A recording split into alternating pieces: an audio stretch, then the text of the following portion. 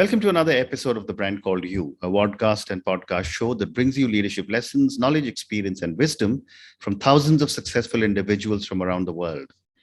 I'm your host, Ashutosh Garg, and today I'm privileged to welcome a very, very senior educator from the US, Professor Subhash Kak. Subhash, welcome to the show. Thank you, Ashutosh. Glad to be on the show. Thank you. Professor Kak is the Regents Professor of Electrical and Computer Engineering at Oklahoma State University. He's written extensively on Indian science, yoga, and art. He's an author of 20 books. He's a distinguished Indian scholar, and Govind Chandra Pandey has compared his poetry to that of William Wordsworth. And he's been recognized, awarded, and felicitated several times. My goodness, what an amazing journey you've had. So, when I was reading about you, I was trying to debate whether I should talk to you today about the digital world and technology, or should I focus on Indian science, yoga, and art? And I thought, let me keep today's conversation for Indian science, yoga, and art. So let me start by asking you, Professor Kak, when I was reading, you said that, you have shown that ancient Indians were aware that the sun and the moon are approximately 108 times their respective diameters from the earth. Tell me a little bit more about this. Okay. The story goes back to the early 1990s. Mm-hmm.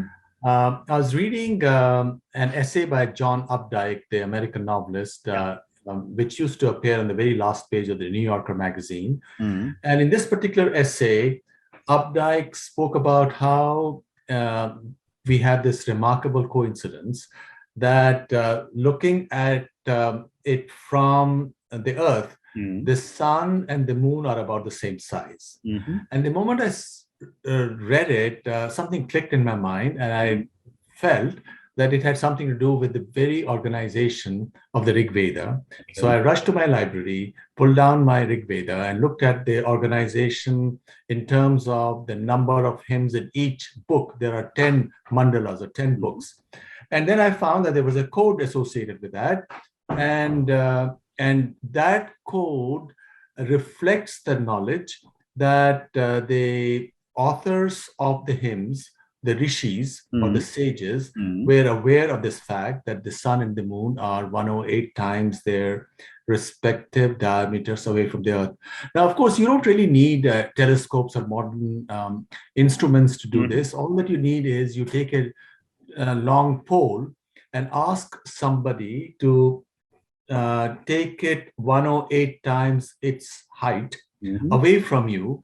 And then let's say it's a setting sun or rising sun in the morning, you'll see that its size would be the same as that of the disk of the sun or the moon. Wow. And a lot of the ritual, the royal ritual, which was a part of the Vedic era, was associated with the expression of this knowledge. And in fact, it was also coded into so many different things, such as 108 beads of the Japamala, or 108 pilgrimage places, or 108 dances of or poses, dance poses in Bharatanatyam, and these have been inscribed in temples. For example, one in Thanjavur, these 108 have been shown there. And so now, why was this important? This is important because the very central idea of the Vedas is as above, so below. As in the cosmos, as in the solar system, so within us. And the idea is that just as you have one outer sun, which illuminates not only the moon, but of course, everybody on Earth. And you can see this outer sun mirrored in, let's say, 1 million different pots of water, right? You'll see the same disk. So the central idea of Vedic insight, if you will, about reality is that there is a single consciousness which gets reflected, so to speak, in the minds of any number of living beings. And so what you did, for example, you had your Japamala, you were going around the beads, you are making a symbolic journey from your body which is likened to the earth, Mm. to the inner sun. So that is the reason why. That's the reason you take 108 names of the god or the goddess. You're making a symbolic journey. Correct. From the earth to the sun. Mm. And of course, they also had additional lot of knowledge related to the planets and certainly the motions of the sun and the moon. Mm. And the earliest text on astronomy that we have in India, which has an internal date of 1350 BCE, it's called Vedanga Jyotish, is all about the motions of the sun and the moon. Amazing, amazing. And there's been a lot of talk now in the last few years about the Western world, the Western scientists now suddenly beginning to relate to a lot of knowledge that is coming out of Indian scriptures.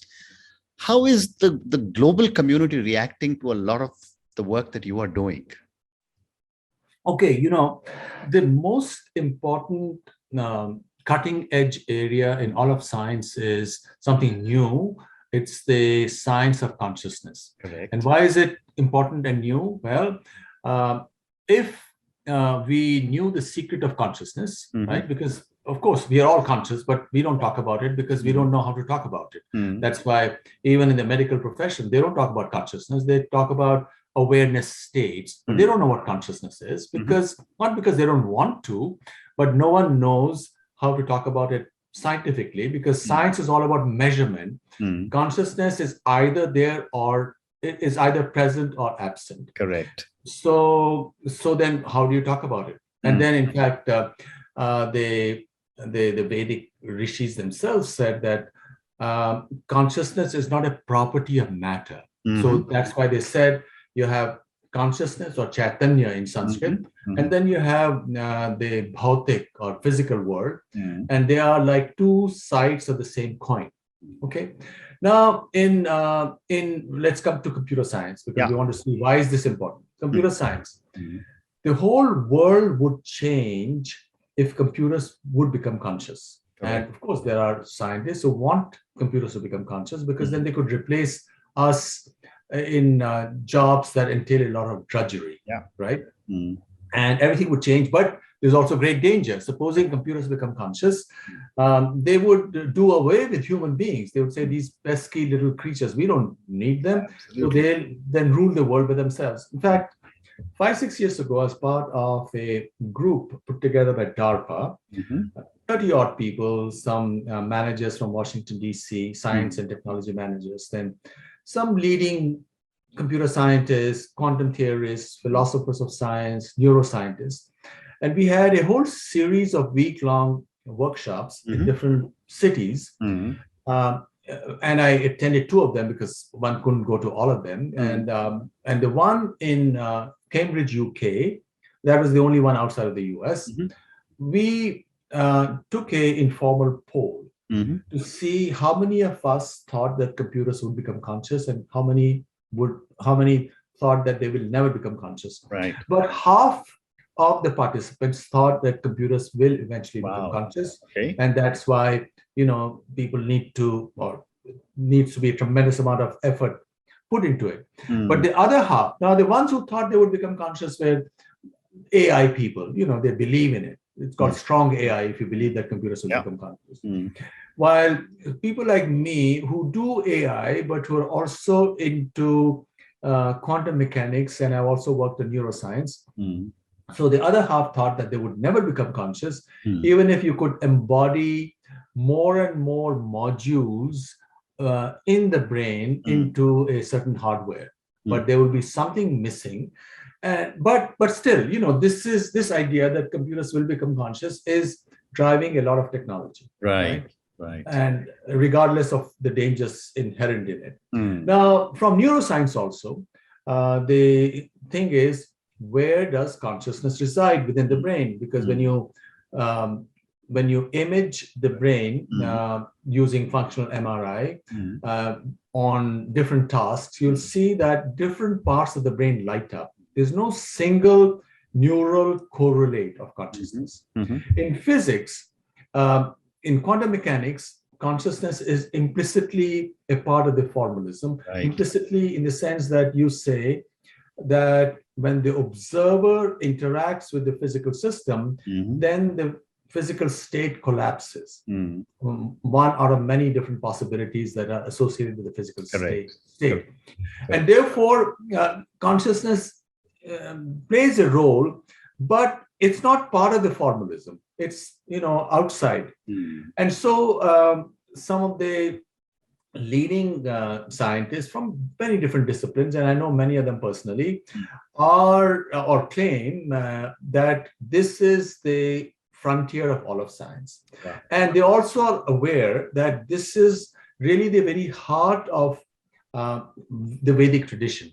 What is the Vedic tradition? The Vedic tradition, which of course, generally in India, people don't really know it, what it really means, because it's not a part of the curriculum. After 1947, we decided that we're not going to talk about India's own tradition. We'll just copy what everybody else is doing. The Vedic tradition says you have the physical universe, and then you have consciousness, and they're both within us. Yes. And this consciousness is called Chaitanya, or it's called Atma, right? And you have Atma. Now, the Vedic tradition, or Hinduism, if you will, does not reject the outer world. It's not life negating. It is like, an image that's been used is like a human being is like a bird with two wings. One wing represents the body, the other wing represents consciousness. Now, the West, on the other hand, the mainstream paradigm is that you have nothing but the body. We're all bodies, and that's good. And we also, India also accepts that we're bodies, but it's a much more intricate and complex and subtle connection between the two. Since the West does not accept the mainstream, they had their own spiritual tradition, but in the last 50, 60 years, they've jettisoned it all. You are nothing but living for sensations. Absolutely. But this is not bringing happiness. The Westerner is extremely unhappy right now. Last year, there were 120,000 drug overdose deaths in the US. And these were young people in their 30s and 40s, good looking, young children. But they're unhappy. If life is nothing but sensations, then what's the meaning of life? So I think the answer is consciousness science. Correct. And in consciousness science, as to your question, yes, the best in the West are aware that this is where India is going to show the way. We're not talking about ritual, etc., because that's the process. Ritual is more of providing you a way of connecting with your own self. But the very heart of the Vedas is consciousness science. So from this perspective, indeed, in a very mysterious way, what's most ancient in all the world's knowledge traditions are the Vedas, because they're the most ancient books or texts that have survived. They appear to also be the future. And that's wonderful. Well said. Well said. I'm going to have some other time, find time with you, have a longer, because my new book that I'm working on is Management Lessons from Hindu Scriptures. But that's another subject today. My conversation is with you. And I'm going to now switch, Professor Kak, to Indian science, yoga, and art. And my question to you is, given your vast experience and the incredible depth of knowledge, what is the synergy you see between Indian science, I don't know whether you can refer to as Vedic science, yoga, and art? Okay, well, first of all, what is yoga? Yoga is the joining of the mind and consciousness, because in the Western tradition, if you look at William James, or you look at doctors and neuroscientists, they talk about the mind. Of course, everybody knows that there is a mind, which is where impressions come in and you process them and so on. And in the Indian tradition also, you have manus, which is an instrument. In the Western tradition, the word mind is often taken to stand both for consciousness and for the instrument where judgments are made. While in the Indian tradition, there is a distinction. Of course, the mind has ego or ahamkara, and chitta, which is memory bank, and buddhi, which is judgment. But all this is um, um, illuminated, so to speak, by the lamp of consciousness within. Because without that, the mind would not be able to see all the connections in the world. Because otherwise, mind as a single spot, if you will, or a local agent, would only be able to see things around it. Right. It won't be able to see the large patterns. It's just like a computer. A computer can do pattern recognition, can make judgments on the data that is presented to it, but it cannot say that this is what the world looks like. And that's where everything comes in. Yoga, first of all, is then a way of getting the light to shine more brightly on your mind. Because what is the difference between any two individuals? Somebody who's very creative, the other one is not. The one who's creative has more light coming into the mind. The one who's not has a lot of covering on it. So yoga is a method in general of taking those coverings off, and these coverings are a consequence of education, of your conditioning, or let's say miseducation and conditioning and habits. Correct. And therefore, ultimately in yoga, you have to go beyond all your habits and even sanskaras and try to get that direct connection, right? And in the Bhagavad Gita, of course, Krishna says, yoga karmasu kaushalam. So if you have that connection, then yoga provides you a way of doing things in an excellent manner to perfection. Now, art is also an expression of your subtle insights into reality. Because reality is not just physical arrangements, because you can certainly get them through photographs, right? Photographs create an image. But art ultimately, such as poetry, for example, or even paintings or music, is to go beyond the surface structures to something much more subtle, which connect you to this one consciousness, which represents infinitude. Well said. Yeah.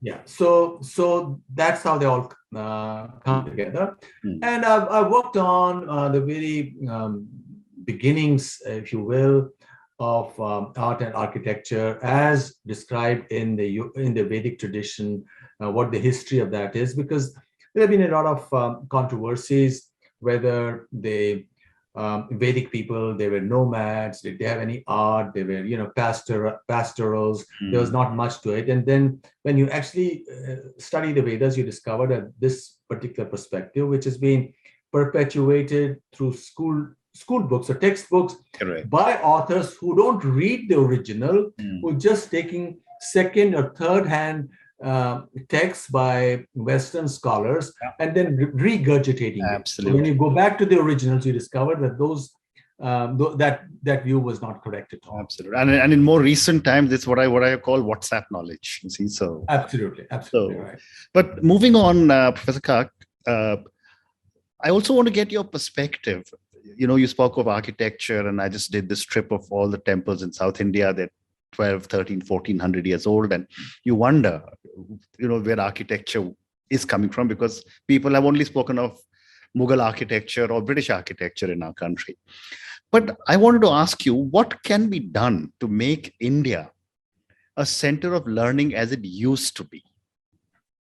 Okay, first of all, architecture. I think there is nothing in the world comparable in beauty to these temples. Correct. Nothing in the world. Absolutely. Go to Ranakpur in Rajasthan, for example, or go to all the great South Indian temples, or Khajuraho, and all those places. Correct. Nothing in the world compares to this. Absolutely. So, now what can be done to connect the world to it? We have to market much better. We were not because India was rather poor until about 15 or 20 years ago. And Indians are learning all this very quickly.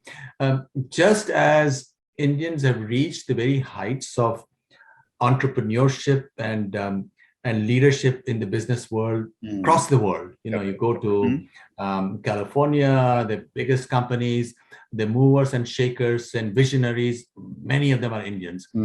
So Indians who are still in India are as good, if not smarter. In fact, I would think that they're smarter because the ones who could not compete in India came over to the US or went to Europe. Well, that's one way to say it. Okay. So the moment they have an opportunity, and of course, you do need a legal regime which protects your investments and which protects your businesses and so on. And there may be some problems to that effect, and we need to clean up our act on that score. But once that is done, I'm sure the whole world will flock to India to see all these amazing architectural wonders, creations of the human mind, but also to see natural beauty in India. The highest mountains of the Himalayas, amazing places. So I see the future for India, not just from a tourism point of view, but also the fact that India's economy, which is already the third largest on a purchasing power parity basis, and it's expected to become the largest in nominal dollar terms in the next 20 years. Absolutely. So all the paths will not lead to Rome or to Washington or to LA.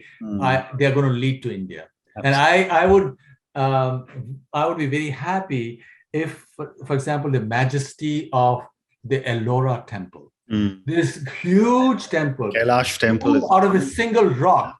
People don't even know about it in the West. We need to sell and promote all these wonders much more aggressively. Wonderful, wonderful.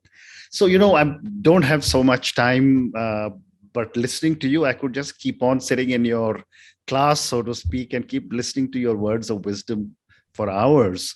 But I have to now move, Professor Kak, to your books and your poetry. I was reading a little bit a summary of your books, In Search of the Cradle of Civilization and the Architecture of Knowledge. And I'd love you to talk a little bit about that, and then maybe end our conversation with a few words of your poetry, because you've been compared to William Wordsworth. Okay, well, first of all, the book, The Cradle of Civilization. Soon after, I had discovered that astronomical code in the Rig Veda, and I wrote a lot of journal articles. It's not just that you say and the world is going to accept it. You have to send it through the peer review process. So it is published in astronomy journals in the West and in India as well. And then I got together two scholar colleagues in the US. One, the German-American Georg Feuerstein, who was a very famous author on yoga and Indian spirituality, written 40, 50 books. And the other, David Frawley, another scholar on yoga and the Vedas. So we put together this book.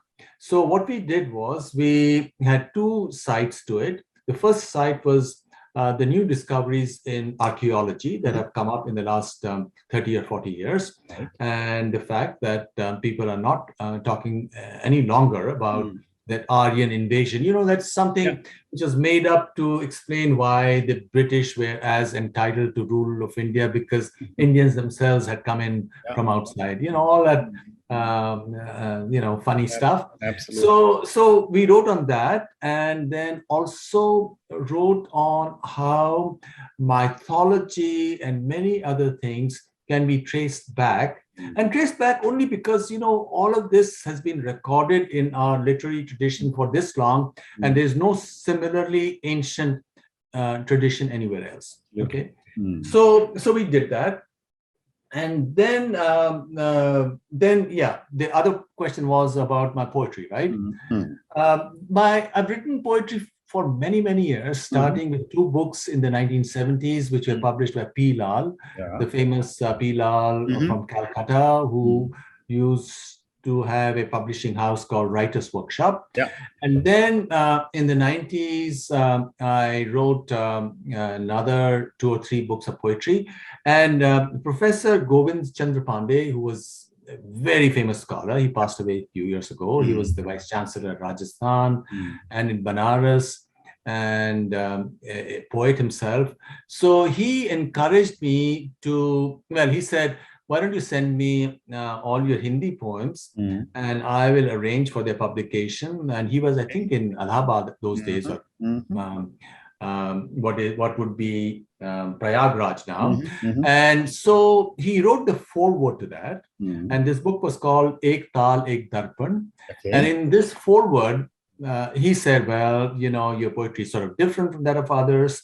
And the reason being that, you know, perhaps I come from a part of India where we approach aesthetics in a much more sparse manner. In Kashmir, you know, things that lines are sharper, there's not that much of decoration, unlike the South. South is much more Baroque, if you will, right? There's a lot of figures and color and this and that. So my own criticism, if you will, of Indian literature is that it's much too structured, you know, phrases and tropes which are repeated and so on.